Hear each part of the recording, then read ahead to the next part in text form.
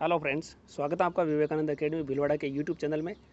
और दोस्तों, सबको पता है कंप्यूटर अनुदेशक की जो है परिणाम आ चुका है और क्या रहा है क्या नहीं रहा है वो मैंने आपको कल वीडियो के माध्यम से बता दिया था।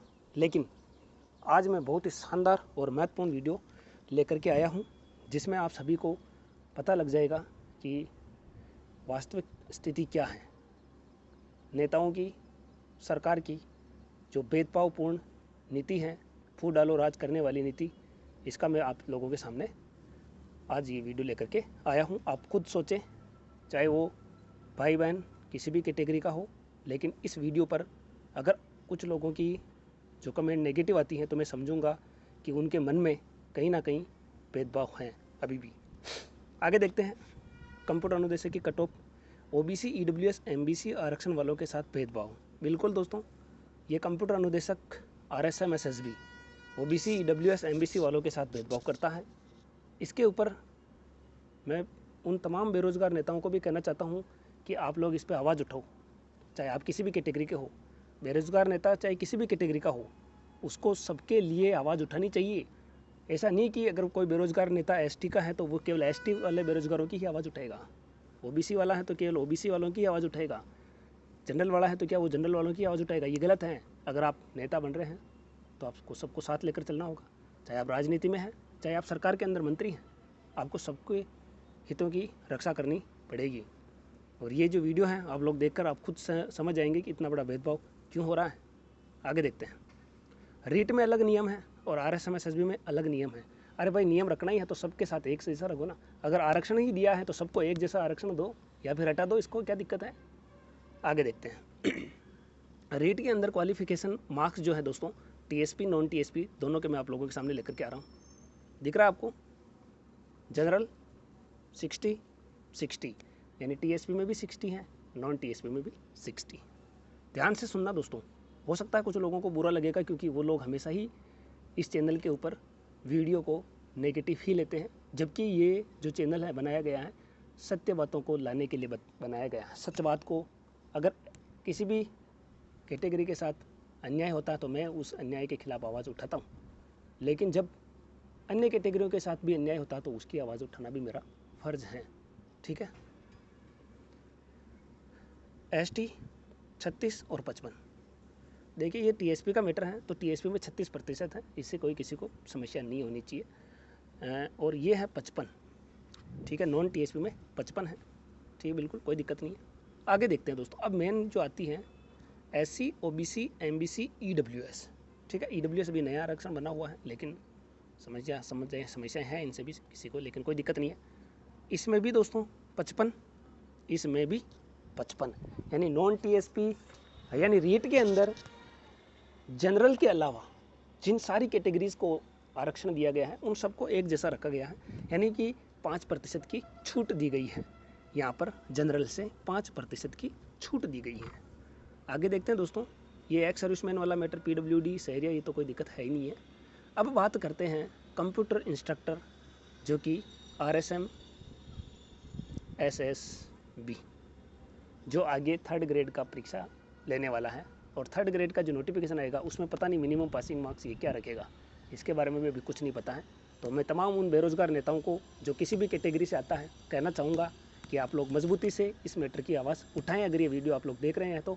और मेरे इस वीडियो को तमाम बेरोजगार नेता वीडियो देखते हैं, ये मुझे पता है। मुझे कॉल आते हैं, मैसेज आते हैं, मेरे पर दबाव भी बनाया जाता है, लेकिन मैं किसी से डरने वाला नहीं हूँ, क्योंकि मैं संविधान के एरिया में, कैटेगरी में रहकर ही मैं ये सारी बातें अपना वीडियो बनाता हूँ। मैं पहले ही विश्लेषण करके कि भाई इसके ऊपर क्या नेगेटिव और क्या पॉजिटिव रिस्पॉन्स आएगा, तो मैं वो सारी चीज़ें ध्यान में रखकर ही ये वीडियो बनाता हूँ, तो मुझे कोई दिक्कत होने वाली नहीं है। तो जनरल की दोस्तों बात करें तो मिनिमम पासिंग मार्क्स 40% रखा गया। एक पेपर में 40, 2 पेपर में, तो 80% नंबर लाने वालों का सिलेक्शन हुआ है। ईडब्ल्यूएस वालों का भी 40% दोस्तों, ईडब्ल्यूएस वालों का भी 40%। बहुत ही यहाँ पर बड़ा अन्याय हुआ है। मेरा इस भर्ती से कोई लेना देना नहीं है, लेकिन मैं सत्य की आवाज़ को उठाऊंगा, आगे भी उठाता रहूँगा, और जो भी बात सच होगी मैं उठाऊंगा। तो ईडब्ल्यूएस वालों के साथ भी 40% फिर ईडब्ल्यूएस का आरक्षण का मतलब क्या है? इसमें क्यों नहीं दी गई 5% की रियायत? जब आप रीट में 5% की रियायत दे रहे हो EWS को, तो इसमें क्यों नहीं दी गई है? भोलेपन का फ़ायदा कहाँ तक उठाएंगे ये लोग? SC 70%, यानी कि 35%। एक पेपर में 35, 2 में 70 हो गया, तो 35% यानी 5% की रियायत दी गई है। रीट में भी इनके बराबर रियायत दी गई थी, ठीक है, लेकिन अब नहीं दी गई है। रीट और RSM-SSB का ये भेदभाव ST में भी आप लोग देख रहे हैं 70 यानी 35% है। अब OBC देख लो, OBC में वापस 40%। अरे भाई, जब OBC आरक्षण है, संविधान ने दे रखा है OBC को आरक्षण, तो 5% की छूट तुम लोगों ने क्यों नहीं दी? ये कौन सी राजनीति खेल गए भाई यहाँ पे? MBC वालों को भी नहीं दिया है, और MBC का भी 80% है। शहरिया में कोई पास ही नहीं हुआ है जो उनका मिनिमम पासिंग मार्क्स था। ये NA जहाँ आ रहा नॉट एप्लीकेबल है। हॉरिजॉन्टल में भी ये सारा 70%, 60% रखा गया है। ये TSP की बात कर रहा हूँ दोस्तों। TSP वाले भाई बहनों के साथ भी बहुत बड़ा गलत हुआ है यहाँ पे। जनरल में 80 यानी कि 40%, SC में 35% छूट दी गई है, ST में भी छूट दी गई है, ठीक है, लेकिन TSP के जनरल वालों को छूट नहीं दी गई है। LDCP 70 स्पोर्ट्समैन को कोई छूट नहीं दी गई है। तो भाई, जब ये इनको आरक्षण में छूट नहीं दी गई है, तो फिर ये आरक्षण किस बात के हैं? बहुत सारी जगह फीस भी ले लेते हैं, मोटी मोटी फीस में भी छूट नहीं दी जाती है। जब आरक्षण सब एक जैसे हैं तो छूट तो देनी चाहिए। इनके साथ OBC, EWS, MBC के साथ भेदभाव क्यों? जब रीट के अंदर ये है, क्या भर्ती परीक्षाएं तो लगभग सरकारी नौकरी के लिए होती हैं, तो टीचर तो और कंप्यूटर अनुदेशक से तो और 3rd ग्रेड बड़ी है। उसमें जब आप रीट में छूट दे रहे हैं पात्रता में 5% की, जब SC ST के बराबर दी जा रही हैं OBC, EWS, MBC वालों को, तो फिर इसमें क्यों नहीं दी गई है? RSM-SSB को क्या दिक्कत है, क्यों नहीं दी गई है? इसके ऊपर ये बहुत ही विचारणीय बिंदु है। इससे आने वाले समय में बहुत बड़ा यहाँ पर भेदभाव होगा। तो मैं सभी तमाम जितने भी बेरोजगार नेता साथी हैं, चाहे वो किसी भी कैटेगरी से आते हों, मैं इसलिए बता रहा हूँ कि सारे जो बेरोजगार नेता वो अलग अलग कैटेगरी से आते हैं, और देखा गया है बहुत सारे लोग चिढ़ते भी हैं, मुझे कॉल मैसेज दबाव बनाते हैं, लेकिन कोई दिक्कत नहीं है। जो बात सत्य है वो सत्य रहेगी, चाहे वो कहीं पर भी जाके बोलूँ। तो ये सारी चीज़ें हैं, और मैं तो यही कहूँगा OBC, MBC, EWS वाले साथी अभी भी जाग जाओ, नहीं तो आप लोगों के साथ आगे होने वाले समय में समस्या होगी। जैसे अभी OBC वाले जागे हैं, OBC वालों के साथ तो पता नहीं कोई कितने भी पद आ जाए तो वो भी चीज़ें नहीं हो रही थी। तो ये सारी दोस्तों राजनीति है आगे भविष्य में, जो कि पढ़ने वाले ईमानदार लोग, उन लोगों के लिए खतरा साबित होगी। तो दोस्तों, उम्मीद करता हूँ ये वीडियो पसंद आया होगा सभी कैटेगरी के बेरोजगारों को। उम्मीद करता हूँ इसके ऊपर पॉजिटिव रिस्पांस आप लोगों के आएंगे। अगर नेगेटिव रिस्पांस मेरे को मिलता है तो ऐसा लगेगा कि कहीं ना कहीं आप लोगों के दिलों में अभी तक भी भेदभाव है।